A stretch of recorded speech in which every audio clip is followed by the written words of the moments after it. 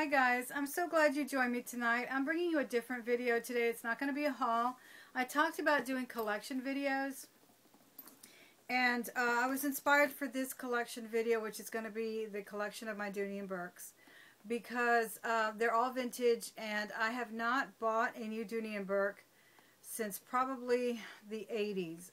I did have originally purchased one ownership, my first Dooney when they were really popular in the late 80s, early 90s, and I got the Dr. bag, which I absolutely loved. I had it in the taupe and tan trim, and I don't even know if I sold it.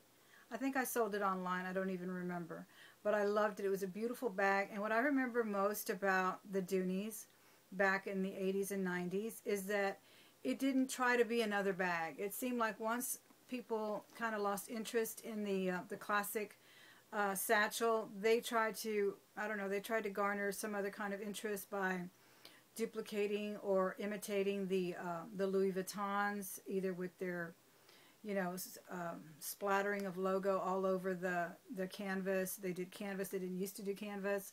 They were mostly equestrian style, all-weather leather. They were fabulous. They never should have changed. They never should have stopped making their bags in the USA. But that's what they did, and actually my daughter still has one of those Dr. bags that my sister gave her, and it's a very unique Dr. bag because it doesn't even have the duck logo on it. It only says Dooney & Bourke embossed at the front of the leather. It's a very pretty chocolate brown purse, and I constantly ask her, do you still have that Dooney? Do you still have that Dooney? Because I would hate for her to give it away or to part with it, because they are classics. Anyway, long story short, another reason I was inspired is that I was at the thrift store last night, and I actually left the thrift store empty-handed. That rarely happens. I was kind of just killing time. My daughter was at the movies, and I didn't want to have to come drive all the way back home, so I just kind of did a little shopping in there, but I didn't find anything. But I ran into a Dooney & Bourke wallet, just a little tiny wallet, little coin purse type wallet, and I was just intrigued by it, and I started looking at it and lingering over it and just admiring how well they were constructed. And the first thing I found was made in the USA on the inside, and the teeny little duck logo, and then just everything about it was so beautiful. It was very worn, so I didn't feel the need to buy it, but it was still beautiful, intact, not coming apart at all. The wearness on it was just in the color. So that was another reason I was inspired to do this collection. Moreover, I saw a fabulous video this morning on YouTube on how to clean bags, and if I can find it before I upload this video or later, I will link it, because it was a very, very helpful video. It did, she did cleaning on the Louis Vuitton Vachetta. She did cleaning on some Dooney & Bourkes. She even did it on a white one, which I was amazed by, because I love white bags, but I'm deathly afraid of them. I can't tell you how many white bags I've bought, and I've worn them once or twice, and then I'm just so fearful that I'm going to get them sullied that I sell them. So let's move on to my collection, okay, guys? All of these that I'm holding right now have been thrifted. As I said, I've only bought one at a department store, and that was many years ago, and I no longer have that one. I also have sold quite a few of them on eBay and on Etsy. So I thought I would, these are not, actually is there anything for sale? There's only one bag of these that are for sale, and it's at my Etsy shop. The rest of these have been claimed by me or my daughter. This is a little mini one. Isn't that precious? And this one can be worn on your, as a belt, as a little fanny pack. And what she has done, we kind of maneuver the straps through the back, and she can actually use this as a little mini backpack. When she was when she used to do a lot of skating, roller skating, she would do that, because they don't allow you to take purses in there or to skate on the rink with any purses. And this is just a little mini Dooney & Bourke. It's black with tan, and these straps do come off in case you want to wear it on your belt, on you know, with a belt or whatever. But like I said, that's what we did with it with her, and she loves it. She uses it still quite a bit.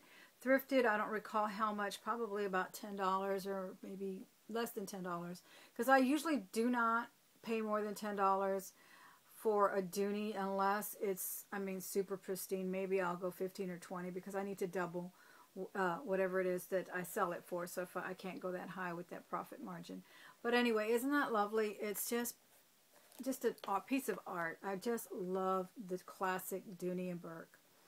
I also had one like this once that had the big giant duck head on it, and I sold that. Love that one as well.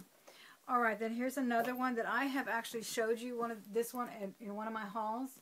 This is the vintage green. I think this is called the Essex bag, ESSEX, and I think it comes in several sizes, and I believe this is the medium size. This is a beautiful Kelly green. It's got a pocket in the back. It's got a slide or a tongue and whatever type of closure there.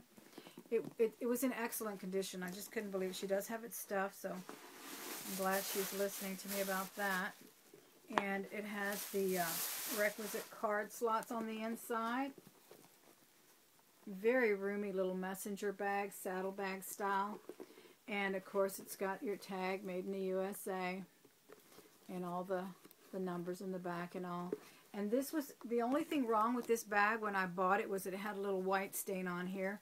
And it looks like it may still be there, but now that I know how to clean it, that's another reason I wanted to pull them all out and give them a good cleaning. And it's got your 6 feet here at the bottom.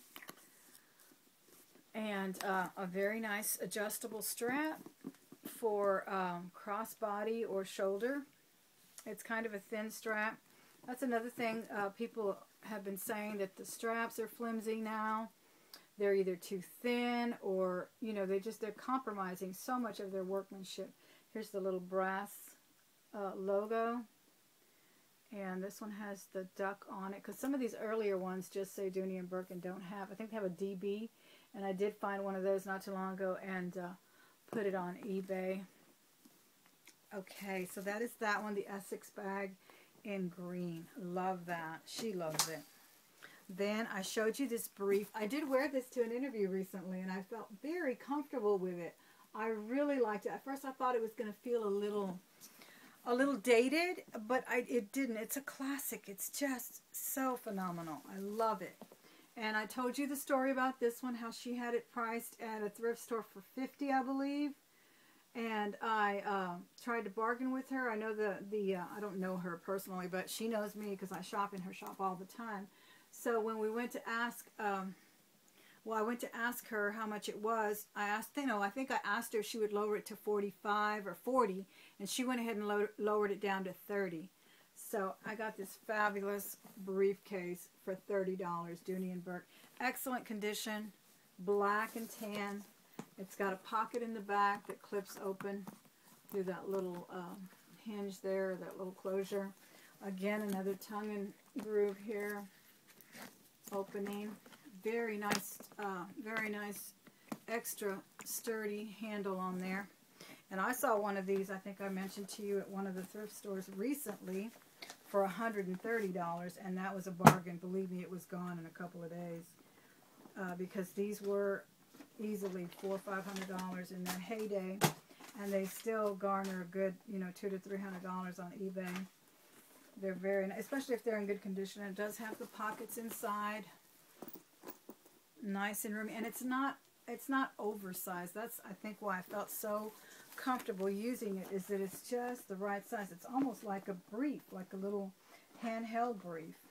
It's got a really unique pocket actually in the front panel, here in the back panel. It's got sort of a snap pocket, and totally pristine on the inside. I mean, it's just not even dirty. It was really, really in good condition. And $30, guys. Nice and thick leather. Look at that. There is no way, even if they call their leather nowadays all-weather leather. My daughter was actually sporting her green one time when we were at Dillard's, and I said, come here, let me look at your bag compared to the one they're calling all-weather leather. And it was not the same. It was much thinner. This is really, really thick leather. And we just looked at each other and we're like, yeah, Mom, you're right. It's not the same. This one even has a little reinforcement on the strap.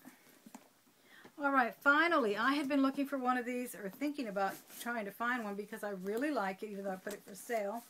But it's kind of the thrill of the hunt, It's a little mini brief. I saw my aunt was carrying one of these when my dad was sick, and she came to the hospital to visit my dad, and she was sporting one of these, and she was telling me that she'd had it, you know, for a good 20 years, and hers was beautiful as well. It was navy, and I had never actually seen one like this. I just loved it. It's just like a little mini briefcase, and it's got the little back pocket. It has sort of a key type of closure in the front. It goes in and then it twists right here. And I don't know, I don't think it ever had anything hanging. I don't think Dooney and Bourke did anything like that. But it's just a little brass hardware there. It does still have the little duck. And I am selling this one on Etsy if you guys are interested in it. It is for sale at my Etsy shop. This is chocolate trim. So it's black with chocolate trim. And the duck logo in the front. Very, very good condition. I think this one just has a little bit of a ink stain on the inside.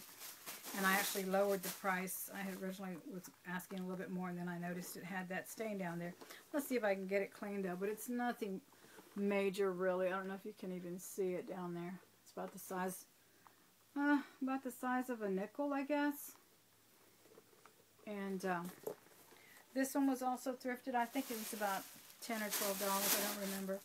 I don't know if I showed it in one of my hauls. I may not have. This might have been before I started doing YouTube videos.